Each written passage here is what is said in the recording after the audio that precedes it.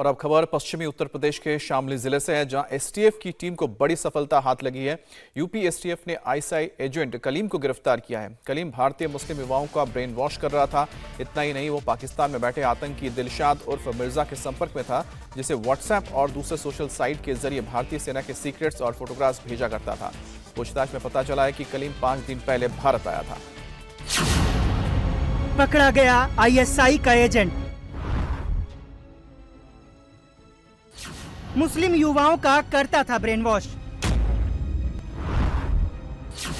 पाकिस्तानी जासूस ने किए सनसनीखेज खुलासे।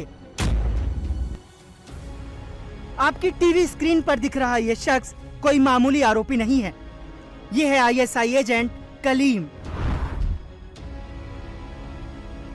जिसे शामली के मोमिनपुरा गांव से यूपी एसटीएफ की मेरठ यूनिट ने पकड़ा है। एसटीएफ जब पाकिस्तानी जासूस को मेरठ लाई तो कई सनसनीखेज खुलासे हुए। कलीम हिंदुस्तान में जिहाद फैलाने और मुस्लिम युवाओं का ब्रेन वॉश करने का काम करता था। आतंकी दिलशाद उर्फ मिर्जा उर्फ खालिद हाफिज से व्हाट्सएप चैट करता था।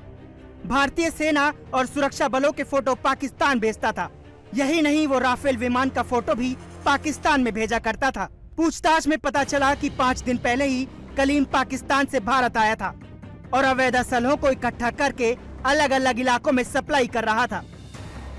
एसटीएफ ने आईएसआई एजेंट के पास से फर्जी आईडी पर लिए सिम के साथ 2 मोबाइल, उर्दू में लिखे पेपर और कई दस्तावेज बरामद किए। यूपी पुलिस के मुताबिक कलीम जैसे एजेंट भारत में युवाओं का ब्रेन वॉश कर रहे हैं। उन्हें बाबरी विध्वंस, राम मंदिर के नाम पर भड़काया जाता है।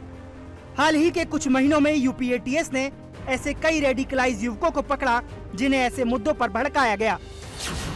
यूपी एटीएस ने 2 जुलाई को अलकायदा और हिजबुल जैसे आतंकी संगठनों से जुड़े सद्दाम को गोंडा से, 1 अगस्त को पाकिस्तानी हैंडलर्स को सूचनाएं भेजने वाले आईएसआई एजेंट मुकीम उर्फ अरशद, 16 अगस्त को मोहम्मद रईस, 18 जुलाई को सलमान नाम के आरोपी को गिरफ्तार किया। इसी केस में 6 जुलाई को गोरखपुर से तारिक नाम का शख्स भी गिरफ्तार हुआ और इन सभी मामलों में आतंकियों को बाबरी मस्जिद के नाम पर भड़काया गया था। सभी स्लीपर सेल की तरह ट्रेंड किए गए थे और मिशन मिलने पर ही एक्टिव होने वाले थे। पिछले कुछ दिनों में एटीएस के द्वारा जो कार्य किया गया है, उससे ये स्पष्ट है कि कुछ ऐसे लोग, राष्ट्र विरोधी तत्व जो कि दूसरे देश में बैठे रहते हैं, वो सोशल मीडिया प्लेटफॉर्म के जरिए ऐसे यूथ्स को आइडेंटिफाई करते हैं जिनको वो किसी न किसी रूप में एंटी नेशनल एक्टिविटीज़ में इन्वॉल्व कर सकें और उसका फ़ायदा देखते हुए संभवतः उनकी इकोनॉमिक कंडीशन या अधिक पढ़े लिखे न होने के कारण ऐसे लोग इस विचारधारा के साथ जुड़ जाते हैं।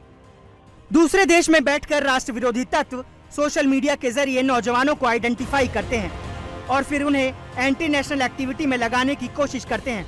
आर्थिक स्थिति या कम पढ़े लिखे होने की वजह से ये नौजवान इनके झांसे में आकर इनके लिए काम भी करने लगते हैं। ये बार बार एहसास दिलाया जाता है कि उनके साथ कुछ गड़बड़ी या जाति हो रही है, जबकि ऐसा कुछ होता नहीं है।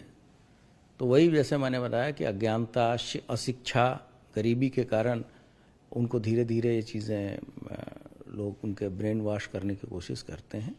जब हम लोग डीरेडिकलाइजेशन करते हैं तो उसमें इन चीज़ों का भी ध्यान देते हैं और सभी जगहों पे अमूमन आप देखेंगे कि इनके पेरेंट्स या जो जिम्मेदार व्यक्ति होते हैं घर के, उनको भी ये आइडिया नहीं रहता है।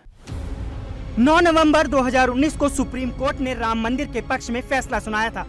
इसके बाद से अगस्त 2020 में बलरामपुर से 1 आतंकी, फरवरी, जुलाई और सितंबर 2021 में लखनऊ से 4 आतंकी, सितंबर 2021 में प्रयागराज, रायबरेली और बहराइच से 3 आतंकी और अप्रैल 2022 में गोरखपुर से 1 आतंकी को गिरफ्तार किया गया था।